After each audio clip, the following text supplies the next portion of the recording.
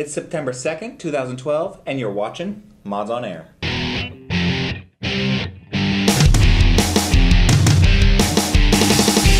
FPS, 3 RPGs, and 5 sim-type games. I think you'd be able to come up with one here. I'm actually pulling this one hard. Ask all the people that need hacks to play Call of Duty. I can hear you groaning inwardly every time Sin's mentioned. You're just cringing. Hey, we just fast forwarded to day 2 of PAX. Time travel! This is day 3. Day 3. Wow. It's actually the same day, and we've been here for 7 years. Yes. Unless you happen to sleep through one day. So we had Walking Dead. The Walking Dead, the TV series turned video game. This is put forth by Telltale. And this is not just a... You know, this might not be the kind of immersive kind of game as far as you being inside of the game and walking around and having all this kind of control. This is more of a storytelling thing. And Welshie actually knows a lot more about it. Yeah, I mean, it's classic Telltale, which is that kind of like very story-driven. Into the comic book. It's above classic. Yeah. I mean, it's, well... They're just clicking. I mean, it's pretty... To be fair, you know, yeah, it is. I mean, like... This is more. They did Monkey Island, it was kind of just... It's that point-and-click adventure. But the way in the kind of the writing and the design and look of it is just... It's enough to be... It's a choose-your-own-adventure kind of particularly with book, where they've gone with Walking Dead now is... Like, when we were talking about the choices that players make, so you can choose, you know... And it was things like, rather than just save one person, do they live or die, it's kind of like... Choose one person to live and one person to die, and rather than being like yes or no, it's kind of like this guy or this guy. It's more than that, though. It is, yeah. If you watched me playing, what was going on was I was not only just making the 1 or 2 choices, I also, in some cases, had 3 choices. So there was more than just live or die. It was you have to look around the environment, figure out what's going on, and it's not just look around with your mouse and wait for something to happen. It's almost like walk around the environment and look for something. Yeah, I mean, which is what they did with Monkey Island. Okay. Which is the previous one, which is, yeah. I thought that was just look, not walk. No, you would walk around the environment and interact with various things, and it was kind of like a puzzle thing. I think they've moved a little bit away from the puzzle stuff in this one and just gone with the more kind of story-driven, which is fantastic. I like that. Yeah, it is very story-driven. You're going to have to sit there and listen or read, whatever. Yeah, well, and that's what I like about it. It's the fact that they're actually taking time to think about... I mean, it's Walking Dead anyway, so you kind of can't just not do that because it would just fall apart. Walking Dead, not walking. Well, Christopher Walken Dead. So yeah, here's an interview, Welshie, with one of the developers of it. Developer? Job, was it? It was Job. Yeah, Job. It was Job. See it now. Public relations. All right. Welshie here, and I'm with Job from Telltale Games. How's it going? Pretty good. So, as we just spoke, I'm a huge Walking Dead fan. Me too. Of the comic books, everything, but just for anyone that doesn't know, what is The Walking Dead? So, The Walking Dead is an episodic game series by Telltale Games based on the award-winning comics by Robert Kirkman.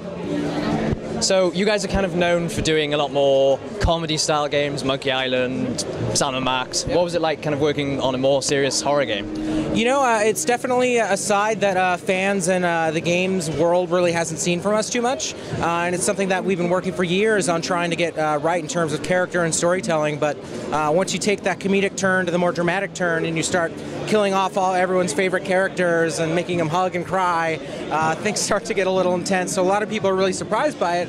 But for us, you know, we've always just been fans of comics. You know, we started out with Bone, and we've done a lot of stuff based on Strong Bad, and you know, we love The Walking Dead, and we love Kirkman's universe, as bleak and as desperate as it is.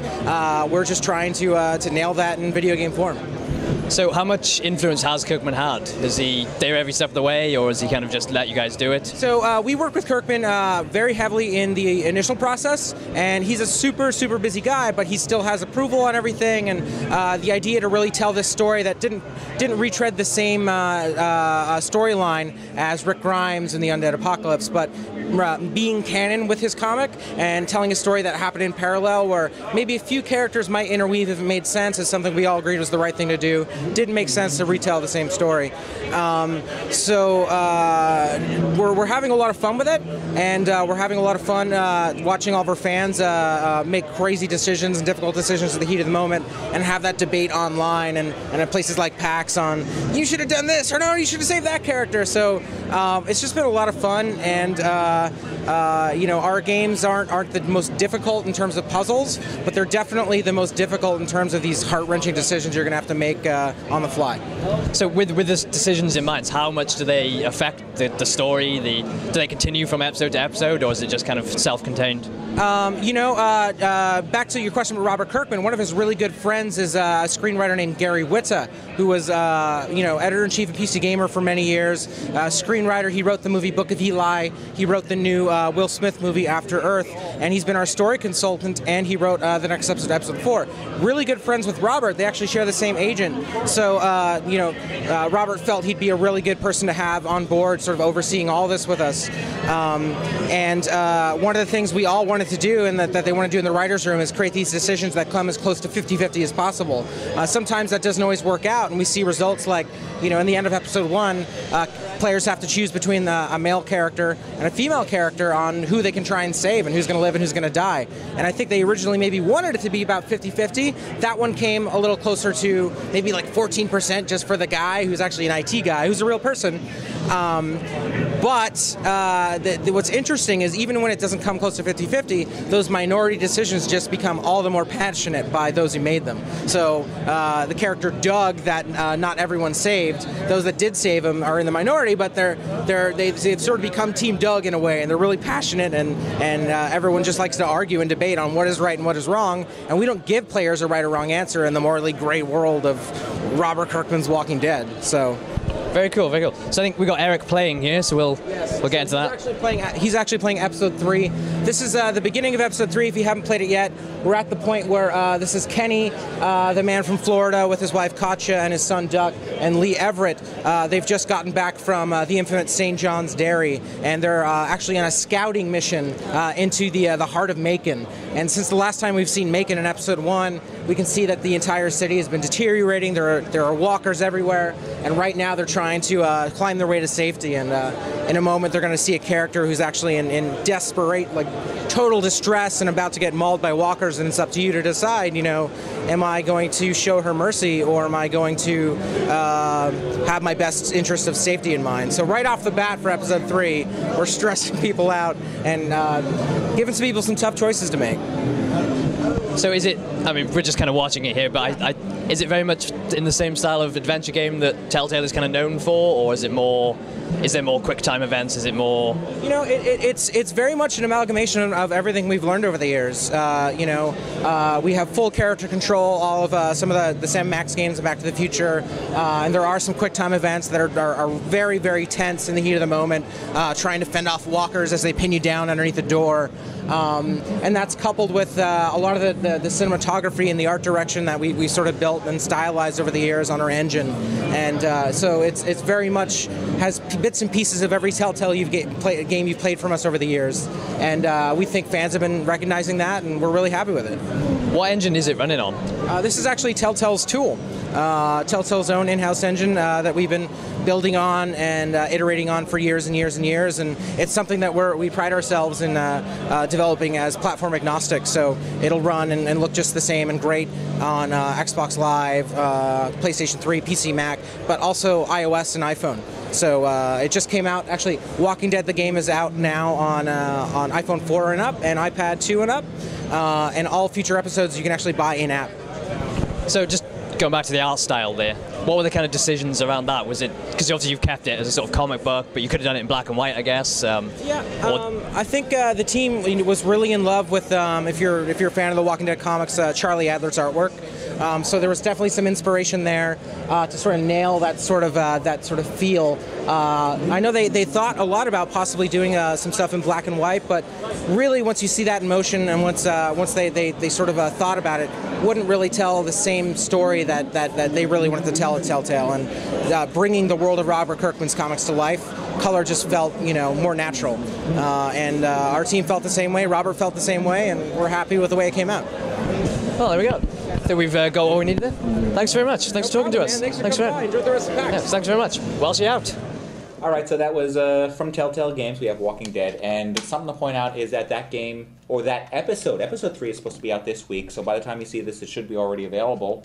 That we were actually playing. I think you can go on Steam and buy all 5 or how many other episodes they're doing in one block, and then you just get them as they're released. Yeah, which is a good thing because they've proved that they're actually going to release not like an episode. Which oh my, oh my. Let's not get into that.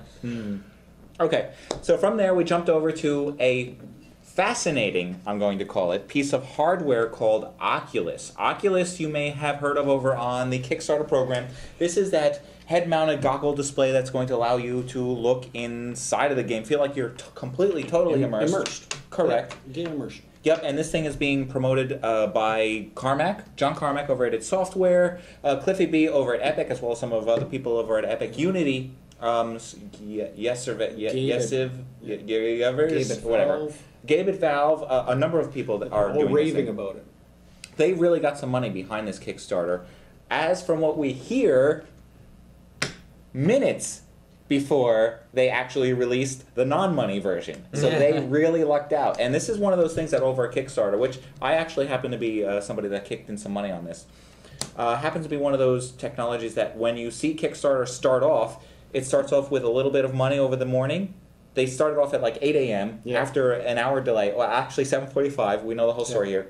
And then come about 2 p.m. Eastern, which is right around my time, 2 p.m. Eastern, it was growing by $1,000 or more, or $2,000 an hour. It was growing like crazy until it hit millions. Yeah, I think it was over 4 million. Yeah, it peaked. They shut off. They had no more units. They could.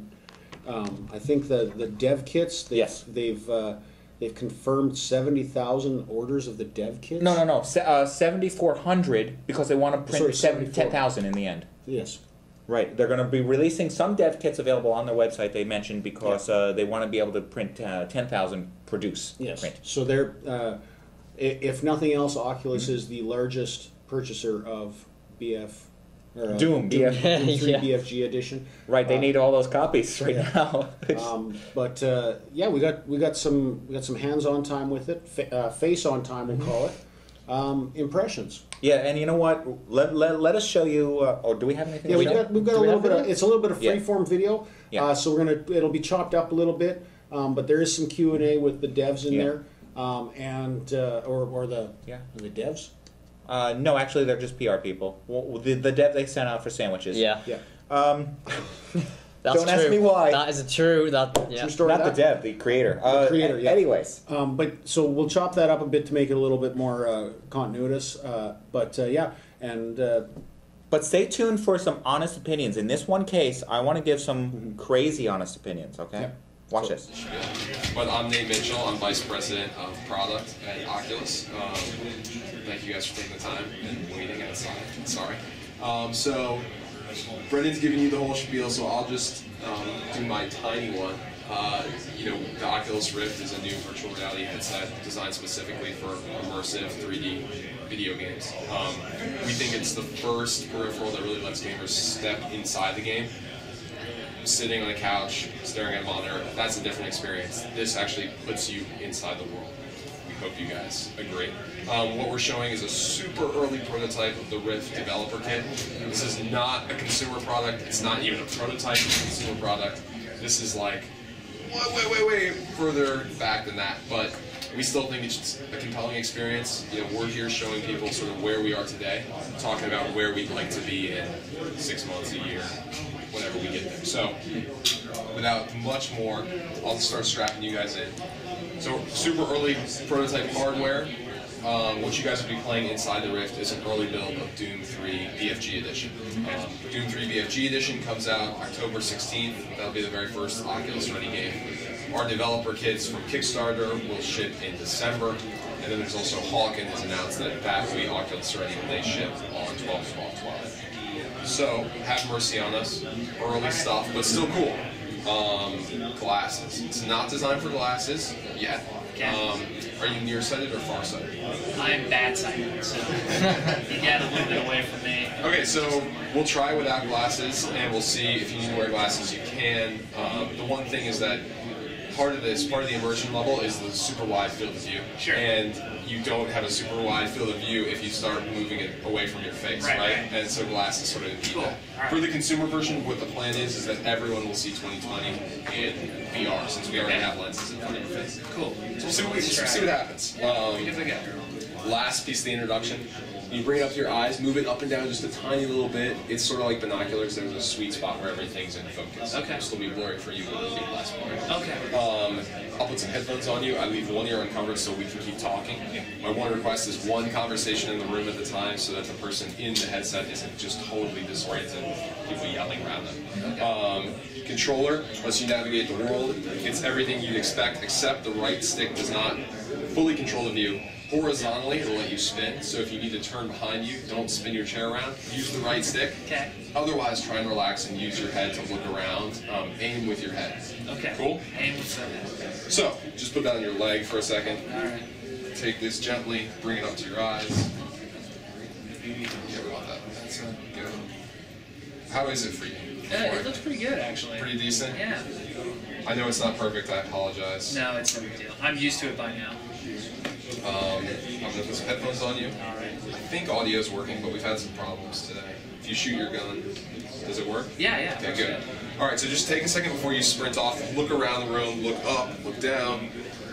Look at your hands, they're invisible. Kind of neat. Yes. One cool thing is to look behind you.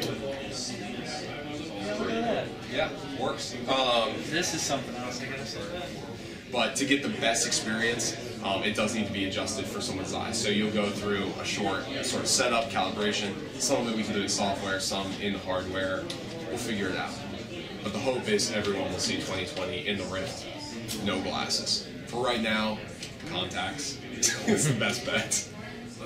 And it's a single screen inside.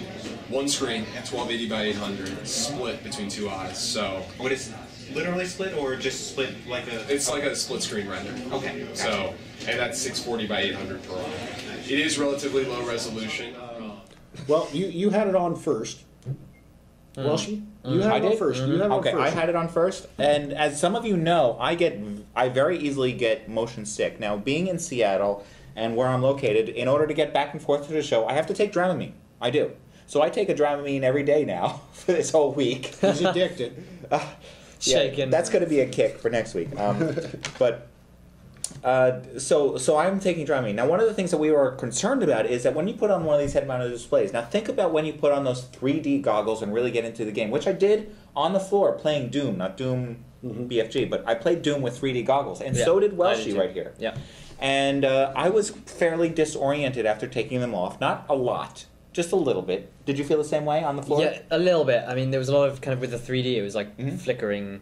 Yeah, there was some flickering. Yeah, which I couldn't really get away from. It was kind of just constantly. Yeah, but that means that they're doing the digital orientation where it's actually blinking your eyes in and out. Yeah. And that's how they're syncing it. So there's not a lot you can do about that. That's how most 3D TVs operate nowadays. Right.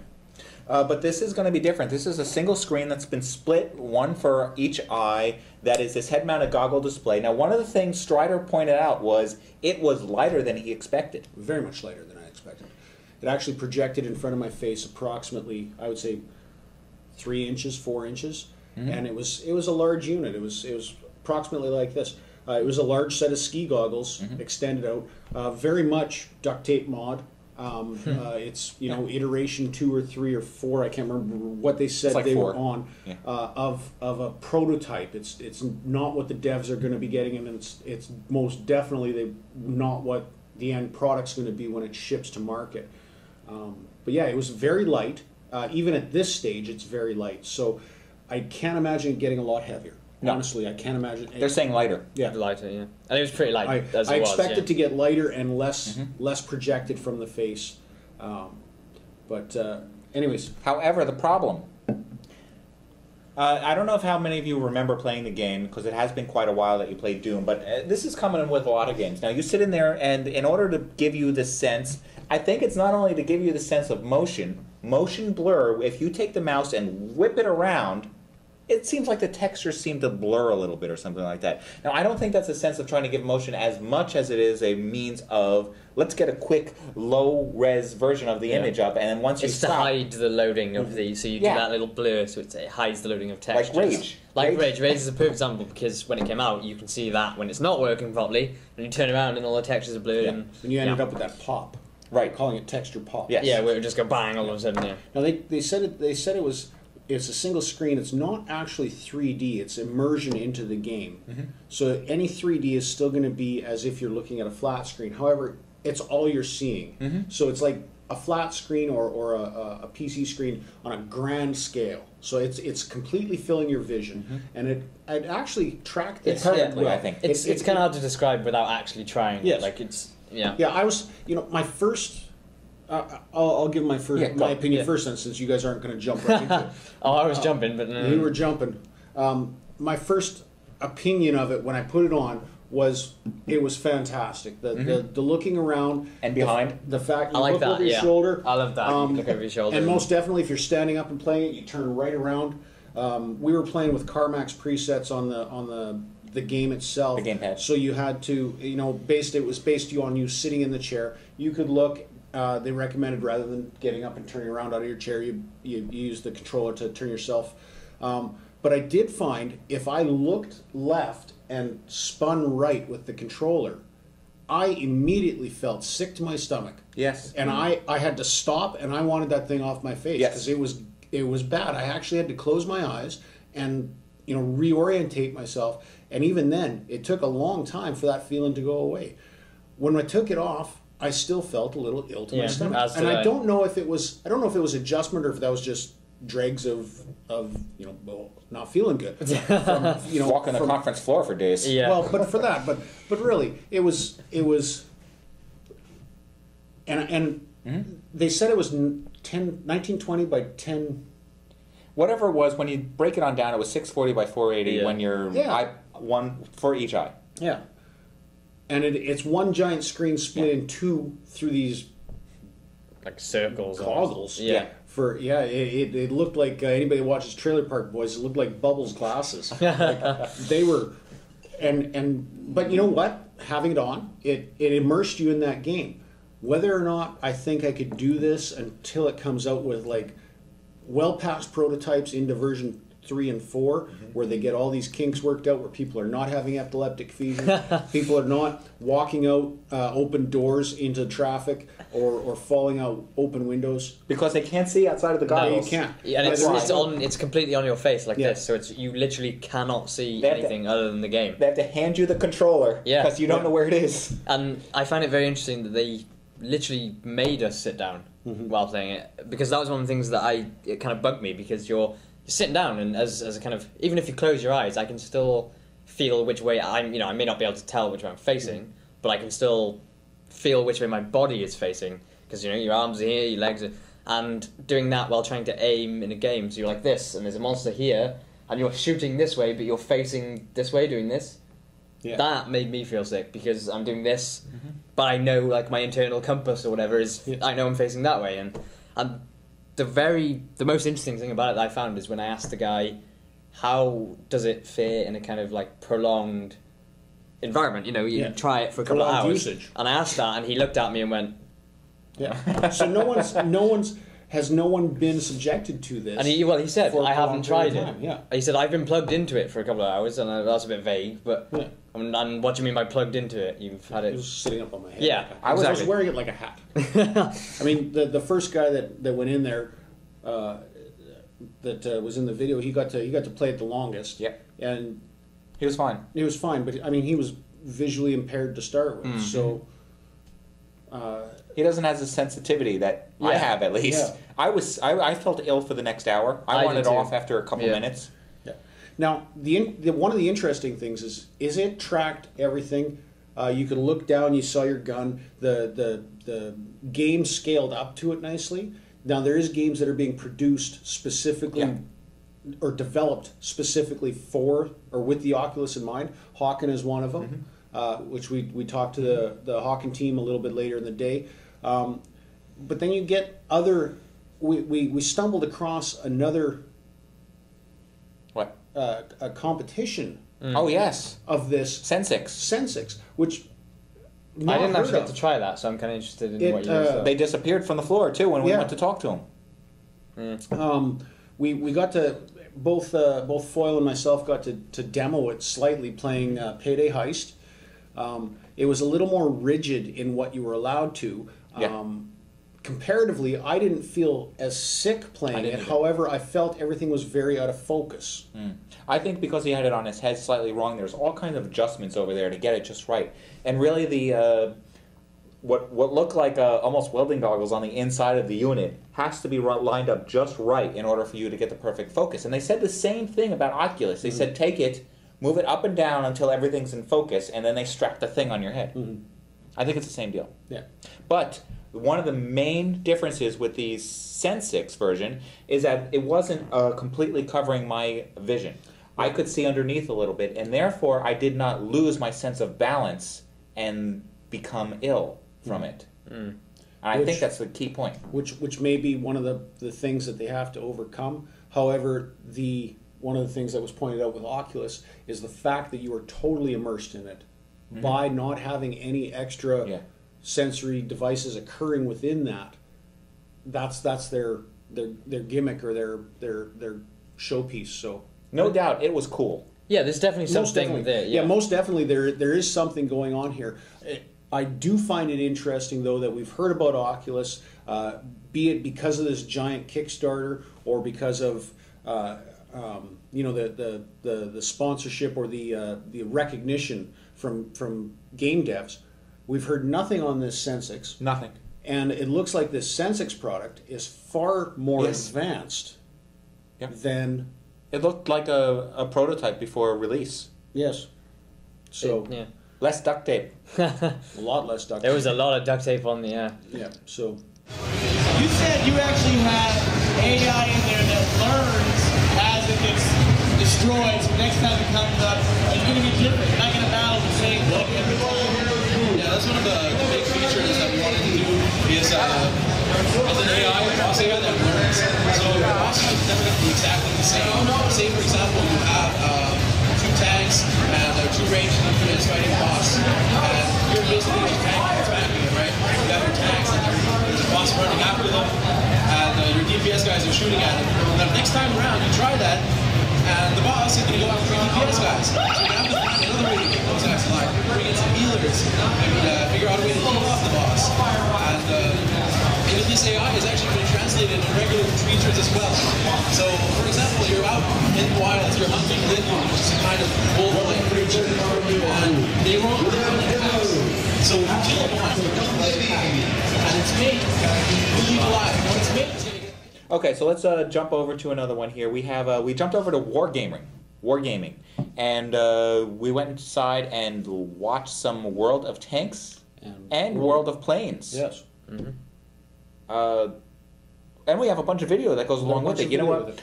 Let's cut up some of this video because it goes on for a while, but we'll show you some of the highlights. And here's some of that right now. Yeah, sure. Please. So what we've done for World of Warplanes is the module system, and the module system serves 2 purposes. The first and foremost, and probably the most important purpose, is to give those new players an easy way to sample and experience the upgrade system without having to really wrap their head completely around the complexity of it. And how it works is that every single plane in the game will have its own unique presets. And presets, as Matt shows right here, are basically a collection of upgrades into one package. So for this plane, we use the P-51A. This is the base model, and these are the base components, an airframe, an engine, and 3 different kinds of machine guns.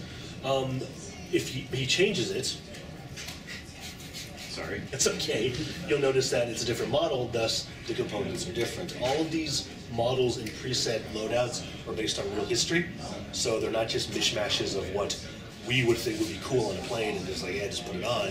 They're based on real historical models for that plane, so it's based on real life. And on top of that, all of those components and modules directly affect your plane itself. So as Matt just said, matches are 15 versus 15. There are 2 ways to win a match. If you're familiar with World of Tanks, you can either destroy the entire team, or you can take control of a control point for a certain amount of time. There are 2 ways to win.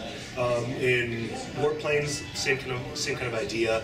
we can destroy the other team and win, but since we're in the air and we're constantly moving, having a static control points is almost impossible.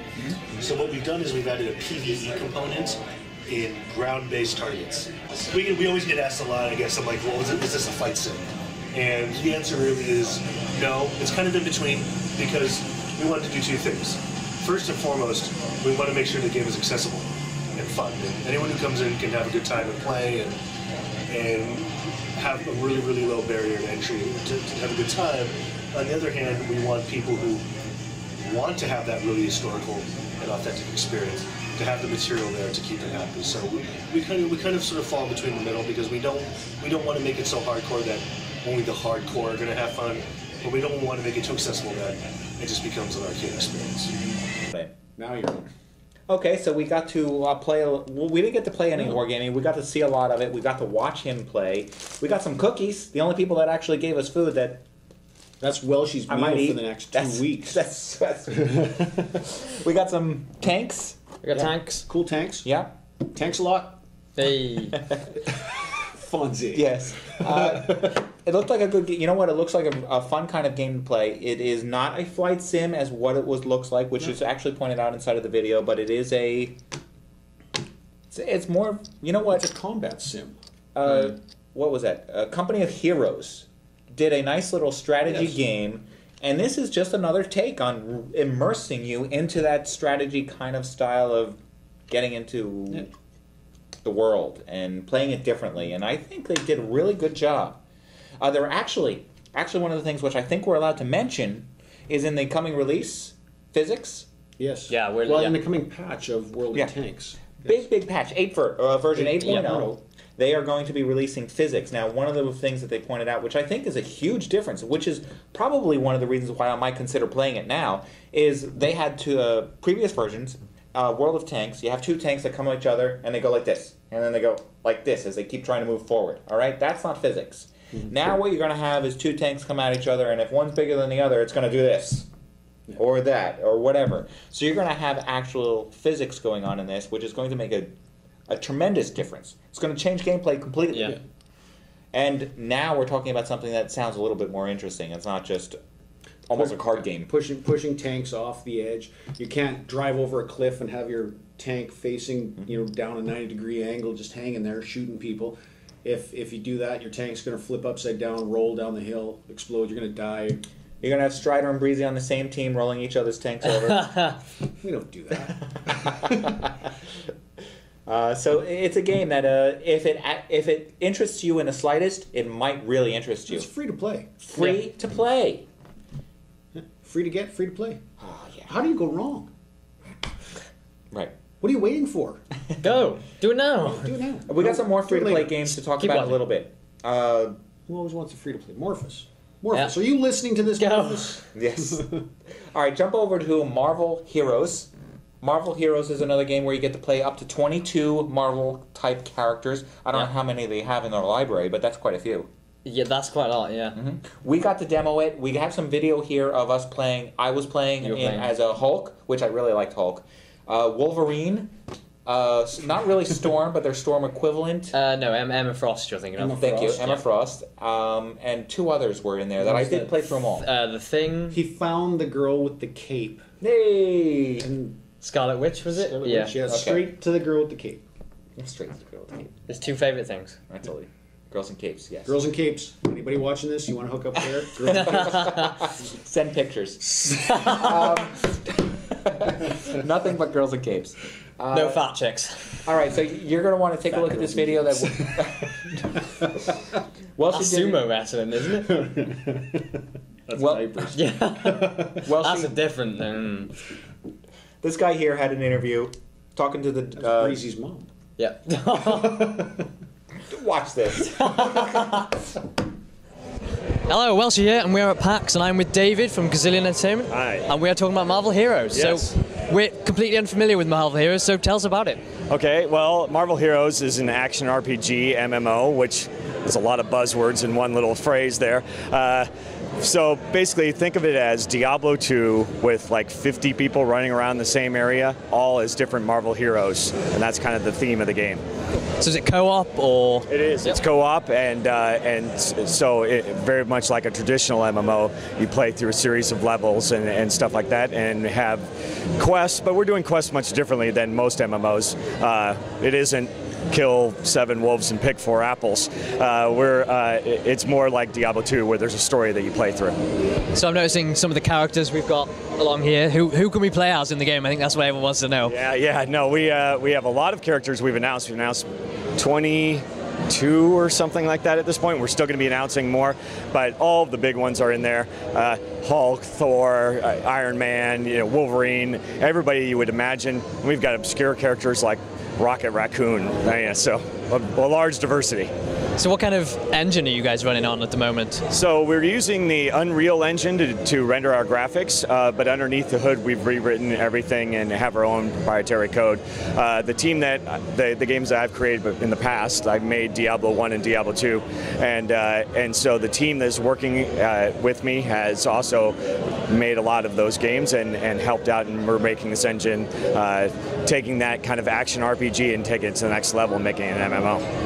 So is it going to be very much a PvE or PvP? Is there that kind of elements in it, or is it just very much? Well, you can think of it very much like Diablo 2. There's a lot of PvE in it, but PvP, well, it sounds like fun, doesn't it? That's all I get to say about it. So, from what I remember, I believe are you guys free to play with this, or? Yeah. That's the killer part. Is that here it is.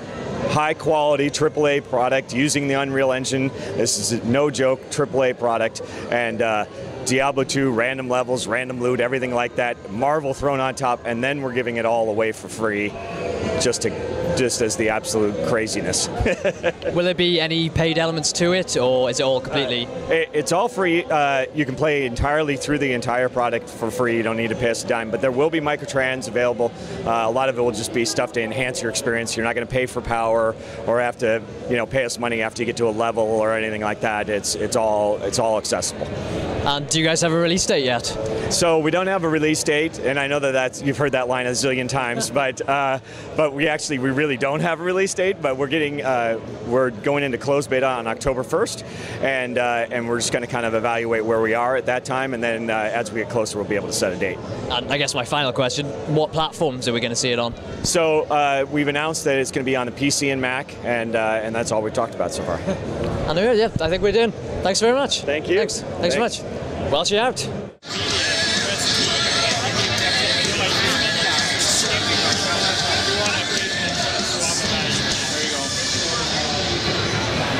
Hulk smash.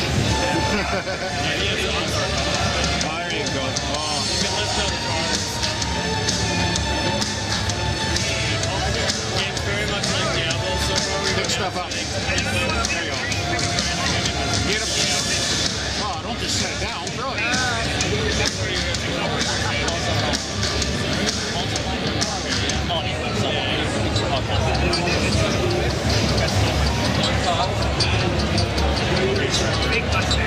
Iron Man. I'm a game fan, bro.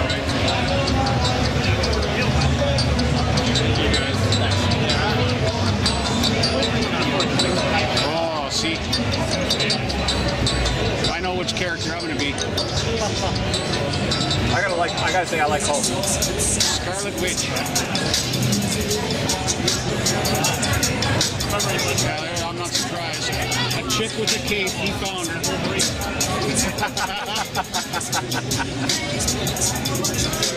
Rockman. I'll try, hold on. Oops, what I meant to hit with this.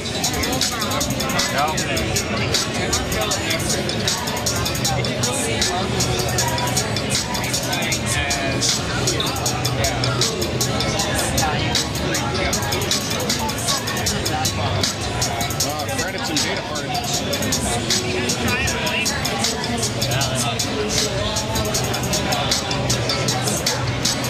Storm? Actually pick it up.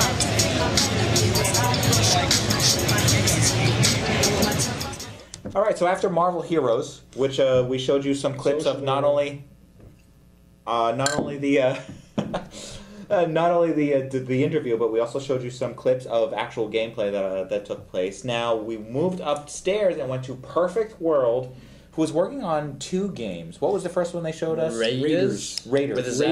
Raider Z or Raider Z or whatever you Raiders. want. Right, which is really just a MMORPG kind of game. Another free-to-play MMORPG. Again, free-to-play looks fantastic. Yeah, free-to-play. I would compare... It looked, like, graphics-wise, it looked... Like, when we were watching it, I'm like, okay, and then you think, in the back of your mind, it's kind of like, well, how much is this going to cost me? Yeah. And then he said free-to-play, and it's like, wow. Yeah. Because it looks good. But you're going to need to like these kind of games. Well, yeah, true, but it's free. we get immersed in these games every now and then. We get immersed in Guild Wars 2. We get immersed in Star Wars The Old Republic. But there's a huge difference. Tor actually still hurts me. I paid for the fucking game, and I paid for 6 months subscription fee on it. Yeah. And it's going free to play. There's content out there that's better. Now, granted, the voice acting behind, The Old Republic. You're gonna miss that. That's essentially what probably cost, and they tried to recoup some of that cost in those sub fees and the price. But really, this is Cryptic Studios we're talking about. Star Trek Online. If you were to compare Star Trek Online with the Star Wars is going to win every time, even with the cost. At least for the first month, you're going to want to pay the money to play the game. So, because Star Trek sucks, lad. Okay. I'm not going to start that argument again. And we saw Will Wheaton. Oh, yeah, we saw Will Wheaton. And, she almost stabbed him. What's his name? Don't say that. Justin Wang or something like that? Or I don't know. You saw Justin's Wang? That was your brother. That's what we saw. No, I know what you're talking about. The guy that does those videos with like the Call of Duty with the hay bales, and he was knifing the guy. Yeah, we saw that guy. And we saw Randy Pitchford as well of Gearbox Software. He's like the president, I think, CEO, something like that. There were a lot of people there. We were really looking for him, so we probably missed a lot. Yeah, there was a lot of people there. So then from there, well, first of all, I want to point out that this game is really set up for combat. So if one of the things that you did not like about these games is that it felt like it dragged with character creation and just dancing around fires, forcing you to hang around terminals to put stuff up out of your inventory, clear your inventory, put stuff up for sale in the market. It's not about that. It's not about that. It's all about beating shit down. Yes. What I really liked was the fact that there is some kind of skill to it. You can dodge. You have to actually physically hit them. It's not just like pressing. Yeah. It plays the same way. You just press the 1, the 2, the 3, but you actually have to kind of aim and. Yeah, you can't just click target and then every attack is going to hit them. Right. You actually have to be in there and making sure your character is facing and that the attack is hitting. If they're attacking you, you can dodge or roll out of the way. You can try and block it. It in that sense, it was quite impressive. That's what probably impressed me the most. Well, other than the 3, but I mean that alone. Orphis now? Well, yeah, but that alone was enough to kind of be like, oh. This isn't. I'm going to be bashing buttons, but I'm going to be bashing the dodge button, and I'm going to have to kind of think, which I always enjoy games that force you to think. And then from there we went. From there we stayed seated, and we actually got to watch Neverwinter. But one of the focuses there was Neverwinter Forge, right? That was what it was called. Forge. Which was amazing. Now we don't actually have any video here. I think actually I have some video on a USB stick here that they gave us that I'm going to play along with. You have audio though, right? But I did record the entire thing in audio. By the way, iPhone is great for recording audio in the shows. I was absolutely amazed. But one of the awesome bits about this is Neverwinter, another online RPG kind of style game. Free to play, based in the D&D worlds. Yeah. Just the fact that it's free to play, it's based in those worlds, it's the same type of hack and slash fighting from the previous one, and you can make your own levels, quests, everything, and you don't have to be really skilled at this. And it's not one of those like Dragon. What did we have? Far Cry or something that was weird. Sandbox. It reminded me very much of the Halo level editor, but it was it was more progressed than that because it wasn't just like, oh, here's a room, now you can put a box in it, and you can put a box on the box. This one was very intuitive. It actually allowed you to drag corridors, drag caves, drag different rooms, all this, and you could make this whole pathway. And place then elements. You could place elements within this pathway, in, whether it's enemies, whether it's interactable objects or chests, whatever. Anything. Plus, you go through and characters, complete character customization. Storyboard the whole thing. Yes. Walk up to a character, say something. If you don't have a certain element in it, then you can't progress until you go and find that key or whatever it is, and then go back to the character and talk to them. But all of this was done via a drag and drop interface, and then it was like, okay, I want to test it. Press test. Boom, done. Yeah. No compiling. It's like, because every entity that you're dropping in there, I noticed that their connecting corridors were all designed for culling. Yeah, they were all the perfect. What he means by that is that when you go down a hall, you don't want to see down 2 miles of hall because seeing that all at once could cause issues. It could crash or something like that. Rendering graph. So what you want to do is you want to divide it up so that everything isn't rendered all at the same time and it doesn't cause such a drain on your computer. So they set it up so that you can't see around corners or something like that. That's what culling is. The perfect is the T or whatever you want to call it. The Z shape or the T or whatever. Yeah, 2 L's. Yeah. Right now that was only a part of the amazing part of it. We're not just talking about the idea that you can go in there and make this thing and then produce it and put it out to the public, but now you can start making your own developer pages. Yes, which they might be putting on the internet. But you can go in there and you can see this thing. Think of the iOS or Android store, but made for levels and quests and everything inside of this game. I think they're really going. You know what? And for free. For free. Unbelievable piece of software that is going to be given out for free. I am very interested in at least installing and trying it. Well, the thing that I really liked was the like error checking it had. So it was like you're missing. It was like even like tick box, ticks and crosses. You're missing this. They tried to make and you double click on it and it will take you to that specific point in the editor to do it. Yeah. And here's where your error is. You know? Fix it. It's like spell check. Quest check. Yep. Because I've not really seen that before. No, you see a kind of things that's like missing this is just like looking at your compile log or something like that, but it's really not the same. But this was giving you prompts and saying you need to do this for it to work. Yeah. And I mean that's pretty impressive. And you can make it as simple as walk in the room and press the button, and there's your quest. To complex where it's going to take you hours or days to complete. And the other cool thing is that you publish it, and it's published instantly to the developer. The developer is going to sit there and they're going to say, you know what? All right, the community, you decide. And the more votes the community gets on your quest, the more likely they are to put it prominently. And they've got 2 quests that are going to be thinking of a different one. They're putting this out there to the Neverwinter community. Right. To get early access, so that when the game releases, it's got its playthrough content released via the developer.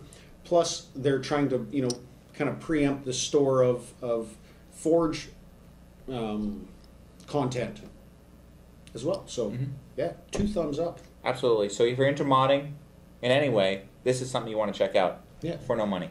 Down. And I want to mention one other thing. It's kind of not cool to do it, but even if it's just getting that game, installing that editor. If you're going to use that, I mentioned it to Eric, I mentioned that to Foyle. You can beep that out. Yeah, they all know. Yeah, that storyboarding process and the fact that it error checks your storyboarding for you can be used on any game development.